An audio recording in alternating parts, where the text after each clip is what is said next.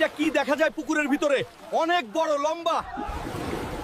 হায় হায়, কেউ হালকাকে ডাক দাও। হালকা, তাড়াতাড়ি চলো, আমাদের পুকুরে বিশাল বড় লম্বা একটা লেজ দেখা যাচ্ছে। সবাই ভয় পাচ্ছে।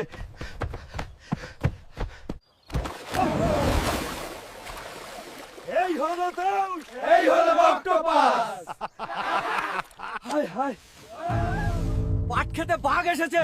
পালাও তাড়াতাড়ি, পোলাও। কেউ হালকাকে ডাকো, দাও। হালকা, তাড়াতাড়ি চলো, পাট খেতে বাঘের শব্দ শোনা যাচ্ছে। গ্রামের সবাই ভয় পাচ্ছে। টাকলা দাদু পাট ক্ষেতের ভিতরে রাশিয়ান সাথে লুডো খেলতেছে, তাও আবার বাঘের আওয়াজ দিয়ে। হায় আল্লাহ, এটা কি আজব জিনিস? আকাশ থেকে ডিম পারে নাকি?